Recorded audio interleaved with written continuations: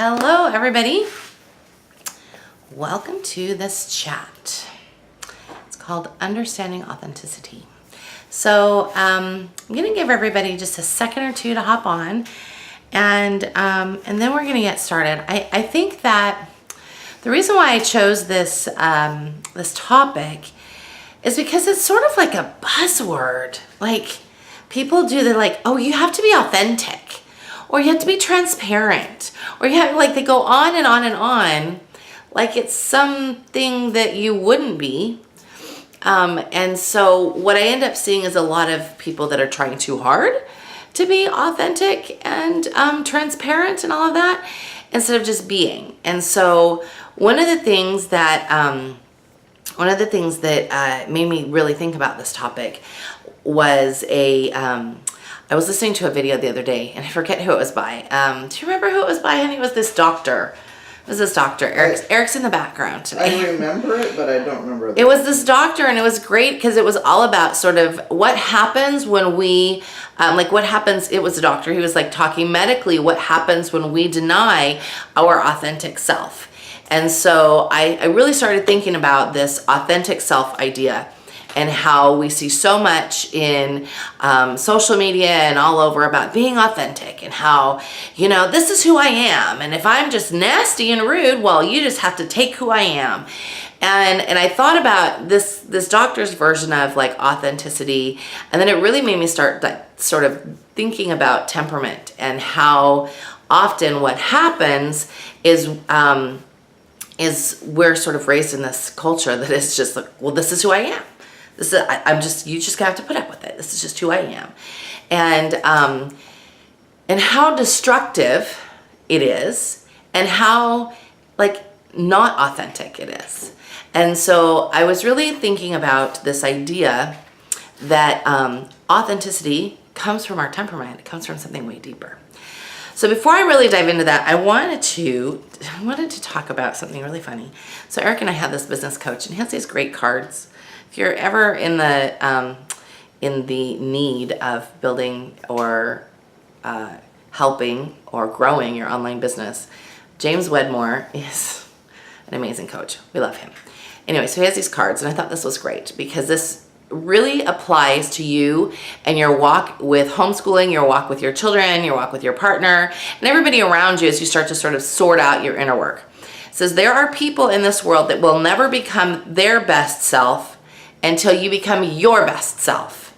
And I love that idea because that's, really what we're talking about with regards to authenticity, and sort of how we can be authentic and for real, and really dive into who we are and what our makeup is, and sort of this idea that we can grow ourselves to be the best self that we can. And I think what happens is we have all this programming that happens. So much of our programming is the subconscious mind, and that really gets, sorry, there's a bug in here.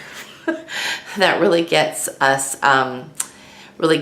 going when we're young, and all of that subconscious stuff is sort of finished almost by the time we're 7. So I don't want that to scare you and go, oh no, I've ruined my kid. They're 8 years old. I'm never going to fix it. I don't think that's true. I think that once you realize that you've been showing up inauthentically, I don't even know if that's a word, not authentic. I'm not trying to create new words here today. When you're showing up in a non-authentic way, meaning that you are not working to balance yourself and understand your temperament, once you start to fix that, it heals everything that comes after you. And so really taking in what it is for you to balance is huge. So before I talk deeply about that, I got to talk about Thinking, Feeling, Willing, because it closes today. It closes tonight at midnight. In fact, in 12 hours, the doors will be closed. And I don't want y'all to miss anything. So for anybody who signs up while I'm talking today, I have something extra special, awesome. So head on over, sign up, and then drop me an email and tell me and ask me what's my extra special awesome, because I want to know. It would be something very cool, and I'm super excited about it. Yeah, so just drop me a note. But you have to sign up during this live. So if you're watching this later and you're like, oh, I didn't watch it live, sorry. I know it's hard sometimes to watch things live, especially because you have a life. You know, it's like Thursday afternoon, and for some of you it's like 3 o'clock and you've got kids around. Promise not to swear. I promise to keep it clean. But keep an earbud in and stay live.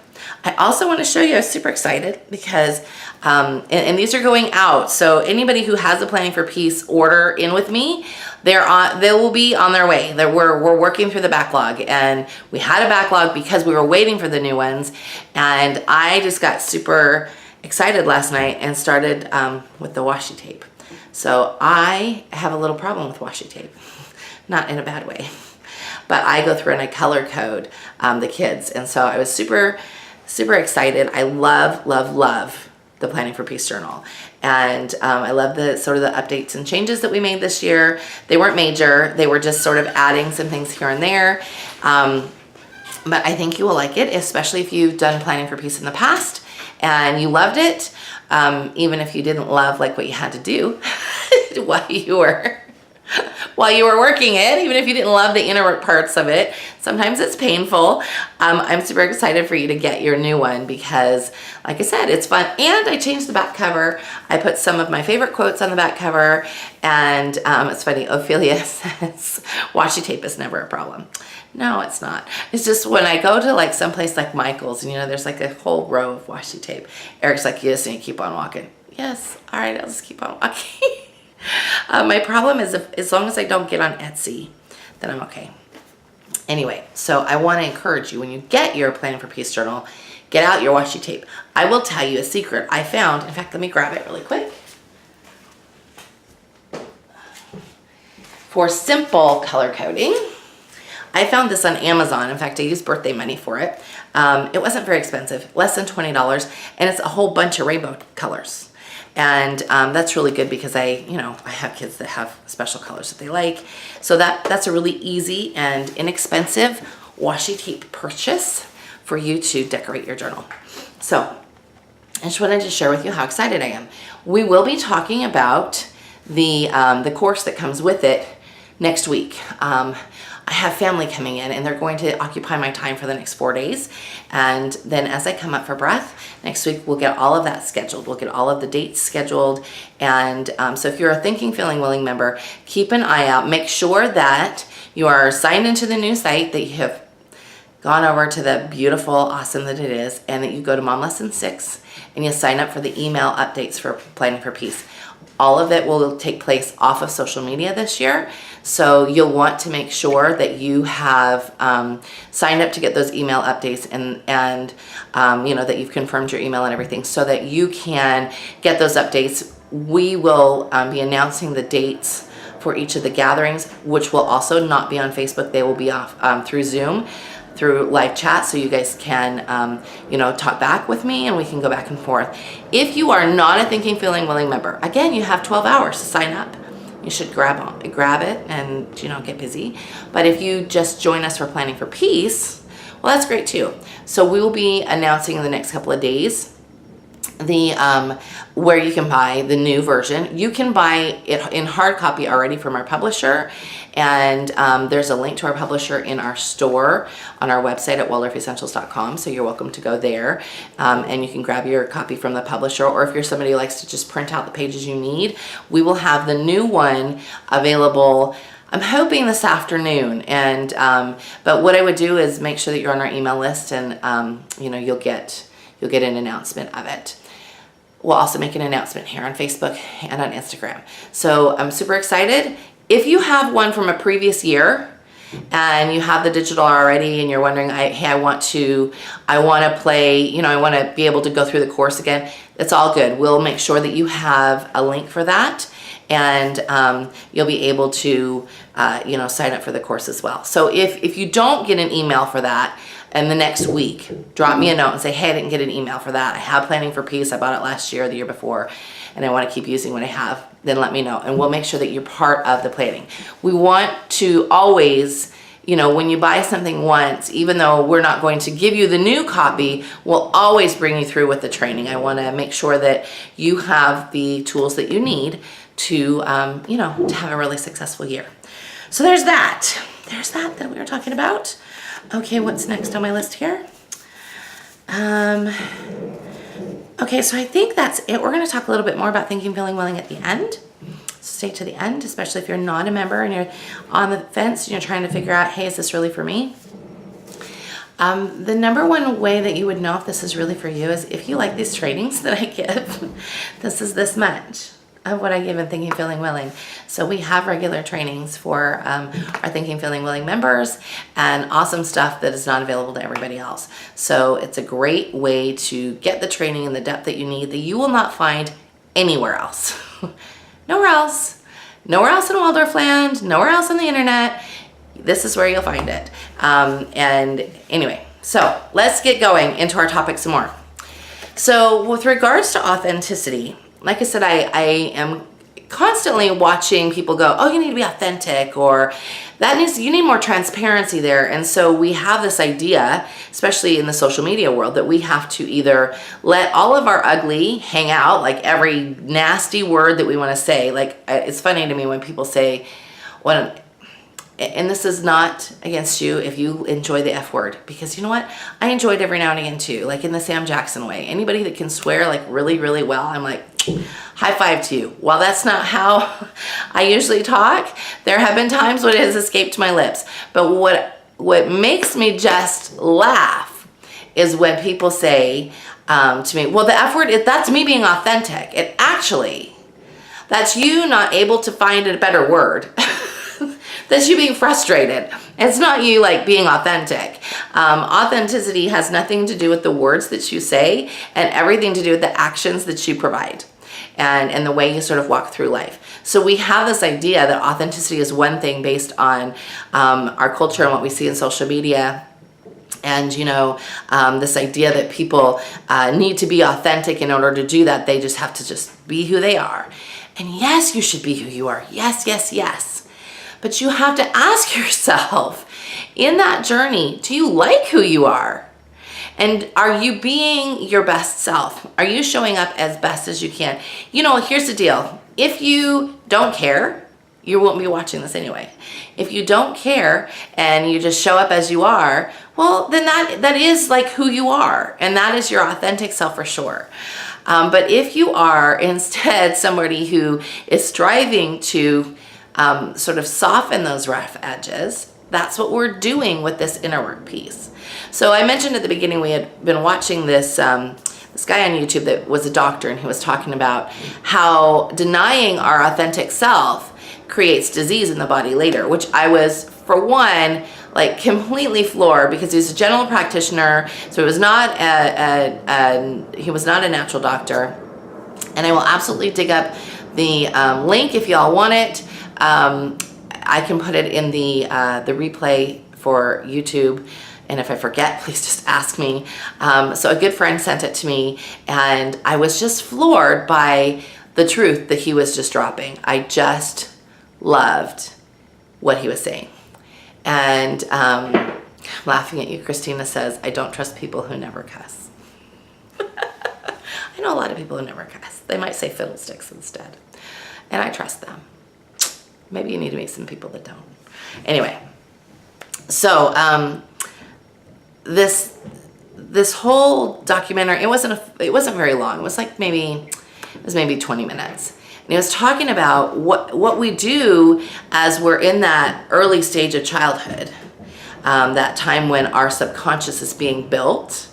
What we do is we tend to deny some of our needs because we're trying to please a parent, because we're trying to, get the love that we need. So we have these basic human needs, and we've talked about them in other videos before. If you want to know more, if you're a Thinking, Feeling, Willing member, we talked about them in a training last month. If you're not a Thinking, Feeling, Willing member, there is a video on our YouTube called Know Thyself Not the one we just did. There's one that we did last November called Know Thyself that doesn't have anything else attached to it, where we talked about the 6 basic human needs. If you are a fan of Tony Robbins, and you probably heard them before, we have some training through him. So that's what really opened us up to the 6 human needs. And I am a huge believer in that. There's temperament, and then there are these human needs. And what we end up doing to deny our authenticity as a child is we want to please that parent because we have this basic human need for love and to be cared for, especially when we're young. So we go, excuse me, we go to this place of bending to meet somebody else's will. Now, that doesn't always happen. But it can happen even to the best of us. And for those of us that are, becoming aware, or who are already aware of ourselves, we want to step back and go, okay, is this happening somehow with my children? And like I said, even the best of us, it happens too. So we have to be really keenly aware of temperament so that we can understand ourselves and understand them, so that we aren't asking them to be non-authentic, inauthentic. Like I said, I don't know if that's a word. I promise I'm a learned person. But when we deny that authentic self, it chips away at us. And we, some temperaments especially, will hang on to it in very, very unhealthy ways. And that shows up as disease later in life. I think that all temperaments have some way that they sort of suppress that authentic nature. And a diving into temperament and understanding ourselves then really helps you flourish in that nature.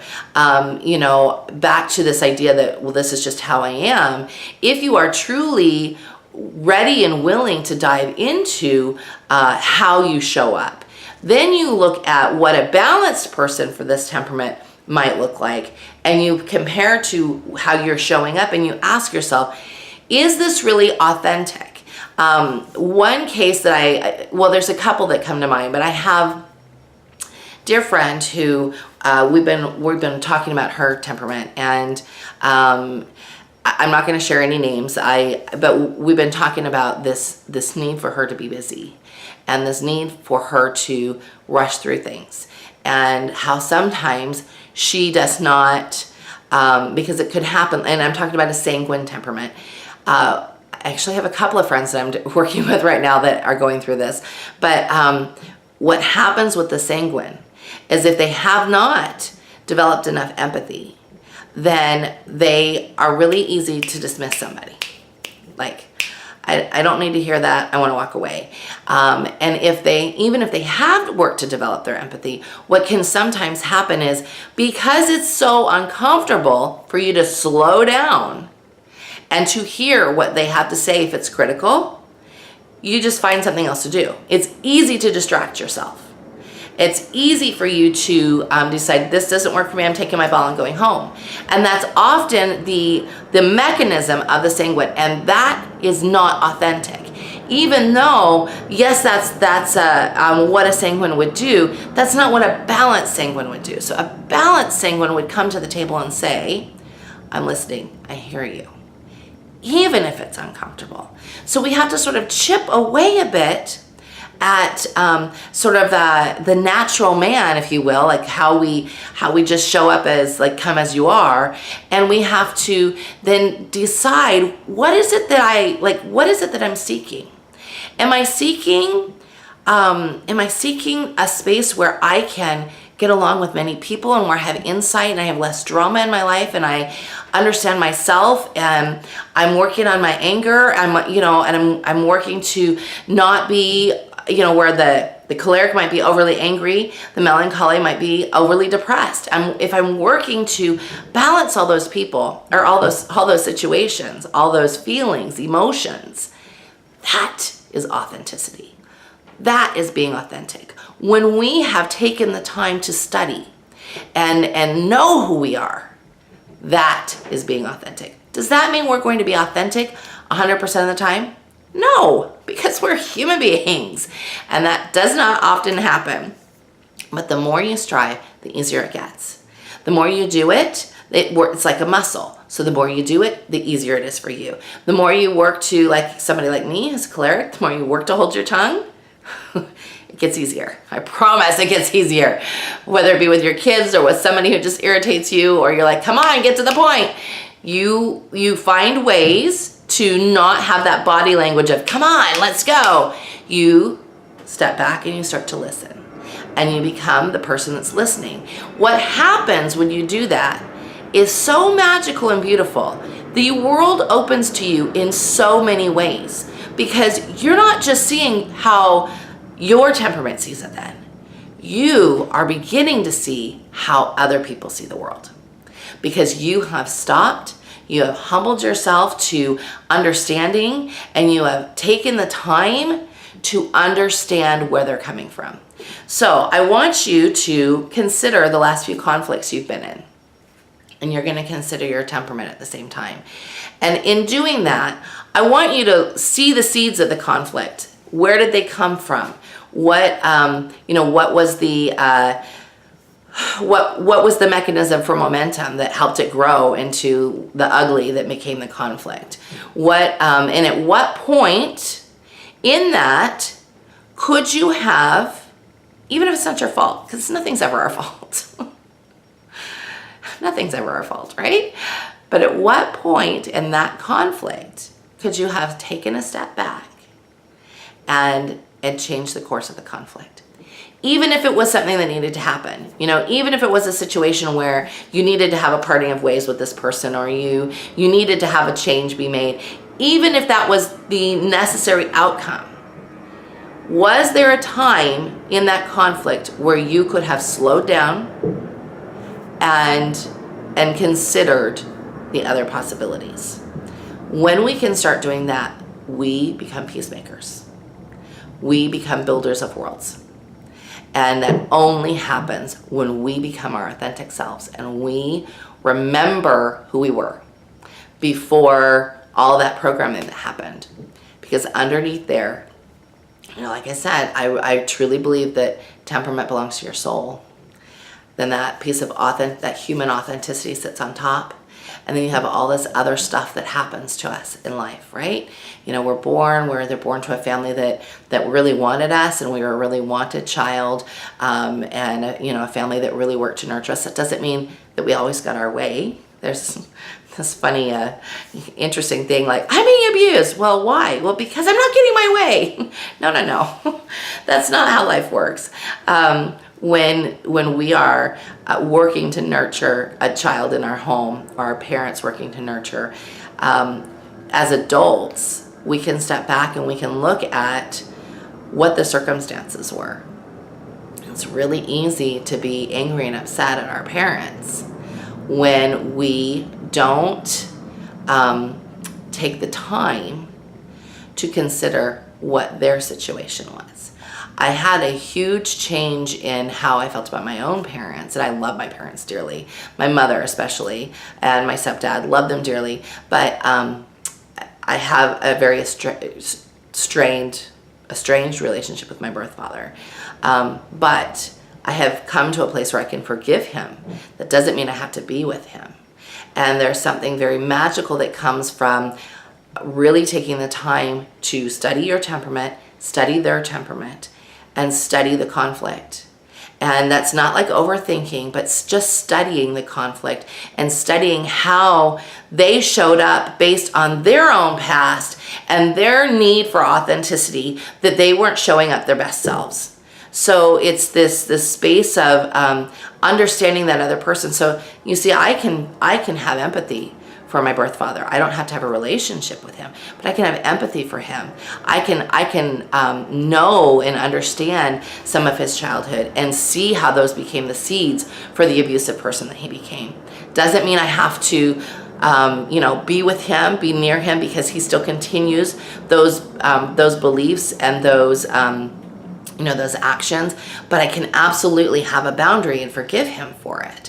It also, understanding that helped me love my mother even more, because I knew that she had dealt with all of that soup that was him, and she in her space of coming from, from her childhood where she was nurtured and loved, but, it was during a post-depression time, and, things were different. And so she went from that space to being with an abuser, and that shaped who she was. So then it's taken her time to become the authentic person that she was before all of that. So when we can take time to really appreciate the other person in the conflict, or the other person that we are struggling with, like I said, something magical happens.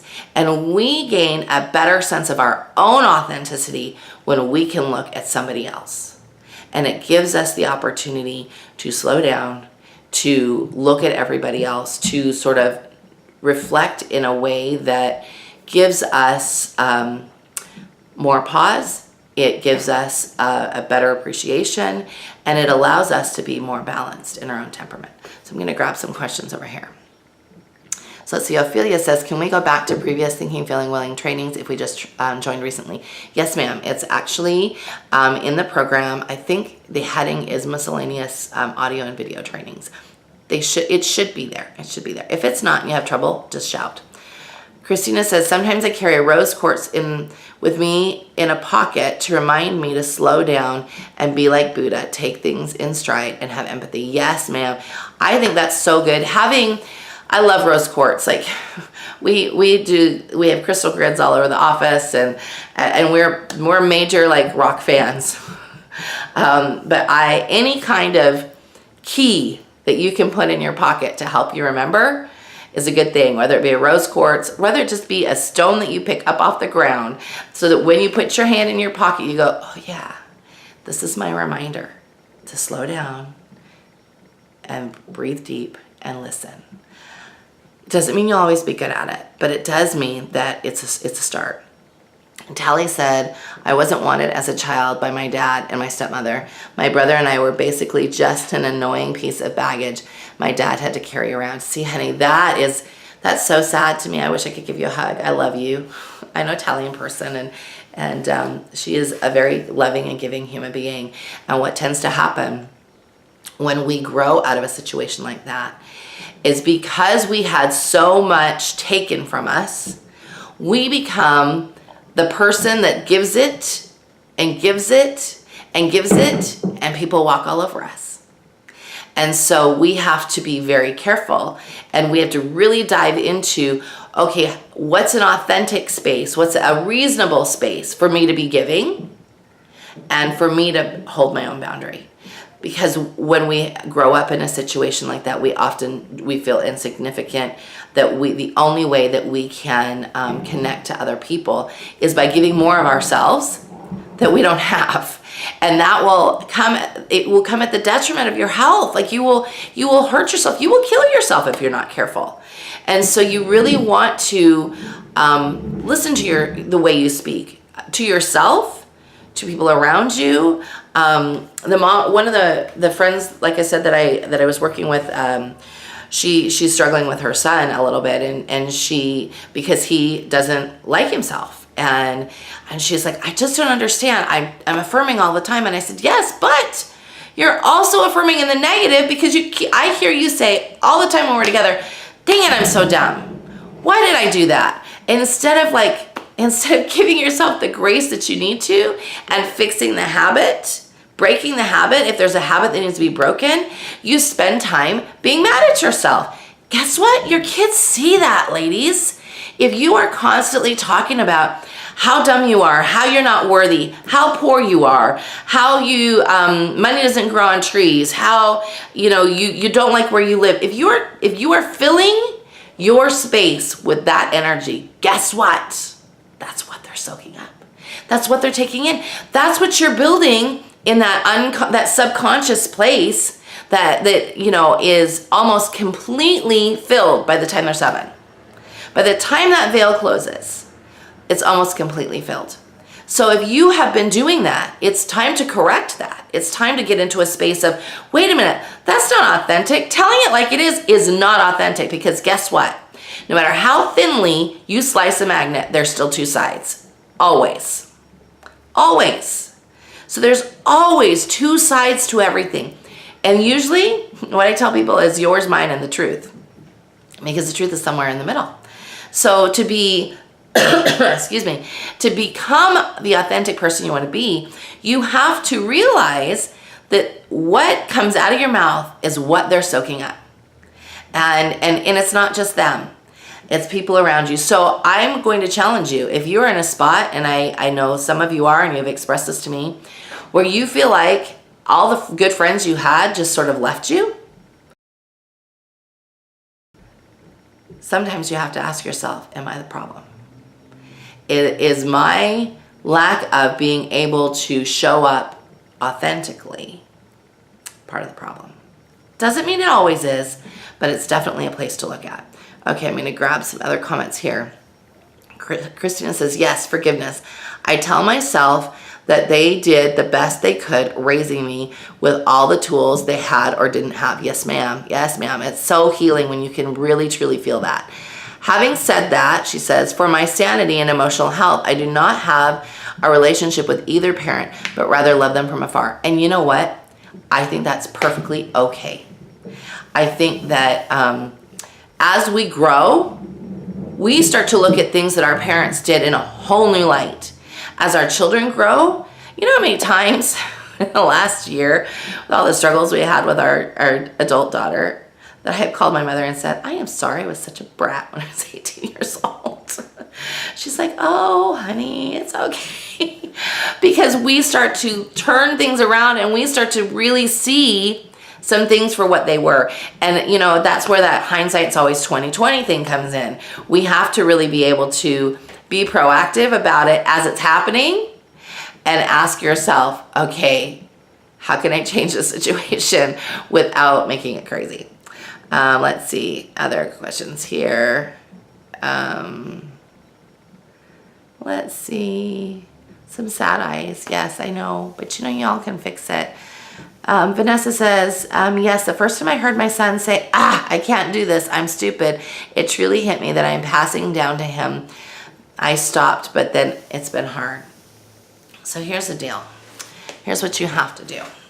If you're thinking feeling willing, remember, I'm working on some audios that are going to help reprogram your mind in many different ways. I'm working on some for each temperament and some for, just homeschooling in general and sort of giving you a oomph when you need it in general. I have many times people say to me, man, I wish I had you in my ear more. So I'm hoping that this will help. But just overall, so for everybody, and this, even if you are thinking, feeling willing, member, I think this would be good for you. Because we have all this subconscious programming, we have to really work to undo it. Sorry, my voice is getting all dry. Excuse me. We have to work to undo it, and it takes time. The best times to work on that are in that stage when you're almost awake in the morning and that stage when you're almost asleep at night. And so this is one reason why I say get up before your kids, so you have some alone time in the morning where you can breathe before they're like, cheep, cheep, cheep, cheep, please feed me, like that, and you feel shot out of a cannon. So I would, if you have, most of you are listening on your phones, so most of you have a voice recording app. On your voice recording app, record yourself saying some positive affirmations. And you know, affirmations kind of get a bad rap sometimes because people go, oh, you can't do anything with affirmations. Not true. But you have to feel it. You have to feel it and be excited about it. And you have to feel the energy behind it. If you just say, oh, I'm so happy and grateful that I have all the money I need. Guess what? The universe is like, I didn't feel that. You're not going to get that. But if instead you affirm, like, I am so happy and grateful, I am showing up as the mom that I want to be. And you feel it, you put all that feeling behind it. And if you're having a hard time convincing yourself, think back on the times when you did show up exactly how you wanted to be. And if you feel like you haven't done that lately, then guess what? Create a new one. And as you're creating it, feel it, every ounce of it in your whole body. And mentally say to yourself, I want to capture this feeling. And hold on to it as long as you can. Then you're going to record this track. And it doesn't have to be long, maybe a minute. Maybe 30 seconds, because you can always put on repeat. Start with just 4 or 5 affirmations of goodwill towards yourself. I am good enough. I am smart enough. I can do hard things. I'm so happy and grateful that I overcome challenges easily. I am so happy and grateful that I show up as the mother that I want to be. I am so happy and grateful that I show up as the wife that I want to be. I am so happy and grateful that my relationships are all strong and loving. I am so happy and grateful that I'm on top of my planning and I produce the lessons I bring forth the lessons that my children need and want. I am so happy and grateful that I go to bed each night feeling fulfilled. Those are the sorts of things you want to put on this audio track that you're going to make for yourself. So save it and then grab some headphones. And at night, as you're nursing that baby to sleep or as you're going to bed, you want it completely immersed. I love headphones also because when it's your own personal one, it's much more intimate. When it's just you and yourself, you might feel uncomfortable. Like Eric would not have a problem with it, but I know some moms would feel really uncomfortable. So having it in your ears as you go to sleep, you might say to me, Melissa, I don't sleep with my phone near me. I get it. All right, I get it. But we're trying to retrain your brain. It's not happening forever. It's just for a time being, a small time period. One thing that I've done is I have one that I like that's not mine, and hi honey, my husband's watching, and I took this one and I put it to my alarm, so it's my alarm in the morning. And so that's the first thing I hear. The alarm goes off, and as I'm starting to wake up, I'm hearing, I'm good enough. I can rule this day. Things go, things come to me effortlessly. Like all of those things are the things that I'm hearing as I start my day. And I do the same thing at night. I do the same, if I'm working at the computer, I will listen to it on low and just listen as I type. It becomes such a beautiful way to start to really transform some of that thinking. And I know a lot of you will listen to me and think it's great and still not do it. But if you want true change in your life, you have to be willing to do something that you haven't done before. So I want you to be willing to step forward and do that. If you did it, I want you to tag me on Instagram or Facebook and say, hey, I did it. In fact, maybe let's do the hashtag Boss Lady Knew Me. That's a good one. Just because I want you to really own it, own this space, own this decision to be authentic, like really authentic. And to do that, you have to decide how you're showing up. And sort of in that, you see it almost immediately with your family. Sometimes you're gonna have kids that are like, who is this lady? And they're not gonna believe that it's gonna stay. But the more work you do at it, the more consistency you have, the easier it will be for you. All temperaments have these struggles. They're just in different ways. So where, like I said, the sanguine will find herself too busy so that she can run away from the problems. Often what the sanguine does is she comes in and she creates a problem, stirs it, and then runs away because she doesn't want to hear the criticism. Happens a lot. The choleric will just be super explosive a lot, because when they're explosive, they know people listen. Because somewhere in their development, somebody wasn't listening to them. Maybe lots of somebodies weren't listening to them. They didn't feel heard. So they felt like the only way they could feel heard was to be loud. And as you heal that, you're not so loud. I remember when I was going through my divorce, my mother said to me, you yell a lot. And I remember it like cutting me to my core and crying, because I was really trying to be on this path of not being that person. And to know that she knew it and that she recognized it in me, it was almost embarrassment. And I remember that day thinking, nobody's ever going to say that to me again, like ever. And it was the beginning of this journey. That was probably 15 or so years ago. where I just decided this was no longer. Does not have to be who I am. You know, I'm Italian, we're loud people, but I don't have to be the yeller, the mean yeller. There's a difference between, hey y'all, how you doing? And, you know, being mean, to be heard. I'm much more calm and even keeled when it comes to that. But it has taken a lot of study and a lot of working on myself. The phlegmatic will just recoil and decide not to do anything, and people will think they're lazy. Probably because some point in those developing years, somebody said they were lazy, or aren't they so cute? They just love to be lazy on the couch all day. And in order to maintain that love connection of somebody who told you that you were cute, you continue to do what they thought was so cute, because that's how you like learn to show up. So you know, you have to really look at where a lot of those habits come from. When it comes to let's see, go through all the melancholy. The melancholy will often show up as the saddest person there, and she's not sad inside.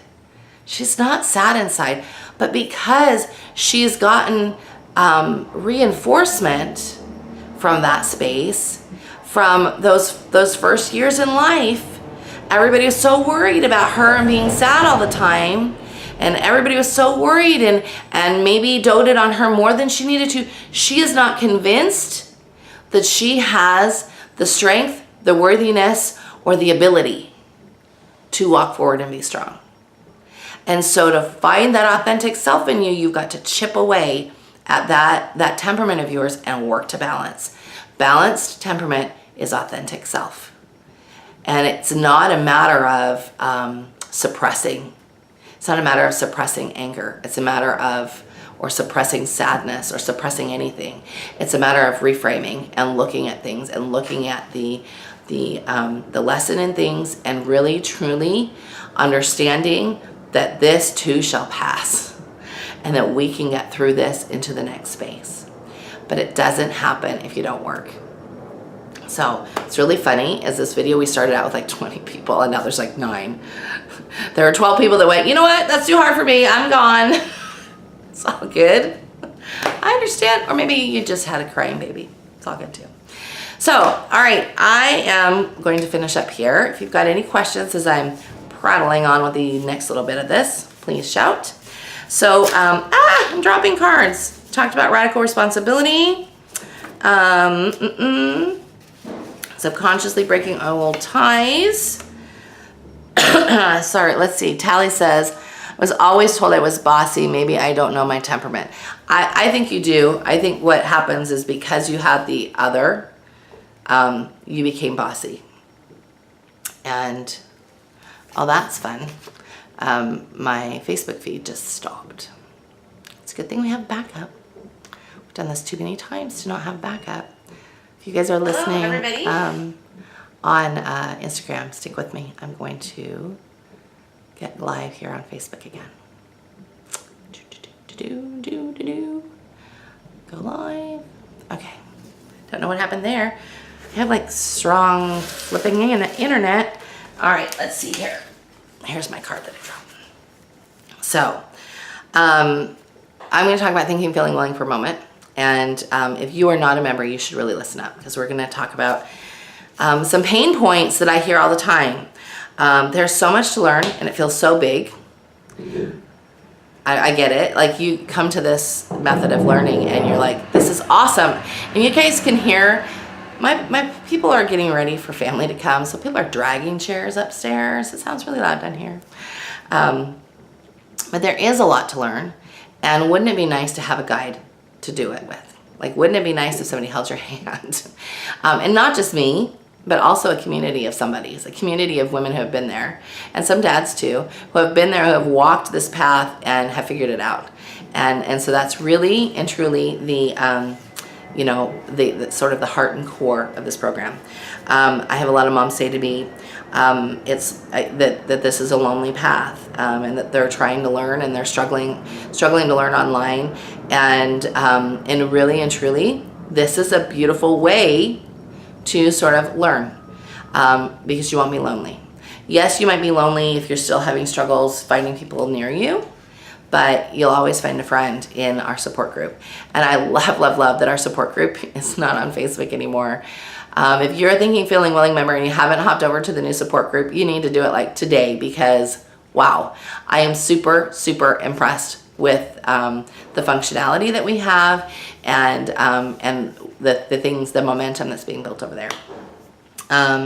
Inner work. A lot of moms will say to me, I'm afraid of inner work. Well, you know, you can be afraid of it and not change anything that's going on around you, or you can dive in, and we really help you dive in.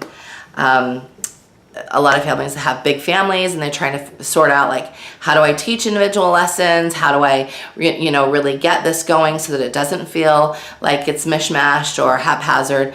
I teach you how to do that. And having a peaceful home. Who doesn't want more peace in their home?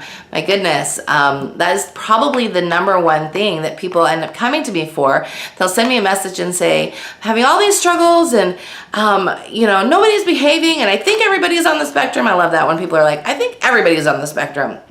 Maybe we just need to change some parenting things around. Yeah, there are a lot of people on the spectrum, but maybe we just need to change some parenting things. But this idea that you can't have a peaceful home while you're homeschooling is garbage, because you can. You absolutely can. And that's one of the things that we teach a lot in Thinking, Feeling, Willing. And then, also the fact that our program, you pay one time for your whole family, and you don't have to buy curriculum again. Because even if you decided you didn't love our curriculum, we teach you how to write your own. So then you are armed with what you need. And so, you can't, curriculum is expensive. Buying curriculum every single year is expensive. And then to have to buy coaching on top of that, or try to find the help that you need from that provider, we provide all of that. So we provide all the curriculum, all the training, and the mentoring for one price, and you pay one time. And so I am inviting you to hop over to thinkingfeelingwilling.com. It is linked in our profile if you are watching on Instagram. And if you are watching on Facebook, I will make sure that it ends up in the notes. But thinkingfeelingwilling.com is the link. And like I said, if you sign up before I stop talking, I have a really awesome, pretty cool surprise for you. So anyways, I think we are going to close up here. Does anybody have any questions? I'm just making sure I didn't miss anything on my notes here. All right, thanks for joining us. We'll have the replay up on YouTube here in just a little bit. Maybe it won't be up till tomorrow, because I don't know how many of you all are waiting for it to be time to go watch Endgame. But I am. Can't wait to find out which vendors hang out and which ones go. We have this big family event tonight, and Grandpa is watching Soraya, so we're gonna have a lot of fun. Make it a big family event. So I hope you all have a wonderful, wonderful day and a wonderful weekend. And again, if you have questions about Thinking, Feeling, Willing, you want to hop on, shoot me a message, and I'm happy to help you. And we will see you guys definitely on Monday. On Monday, we're going to be talking about the melancholy temperament, and we're going to dive deep. And then if you're a Thinking, Feeling, Willing member, next month we're going to do whole deep sessions just on temperament, because I know it's such a hot button. And once you figure yours out, then like bing, bing, bing, bing, like lots of things open up for you. See you guys later. Live authentically. Have a wonderful day.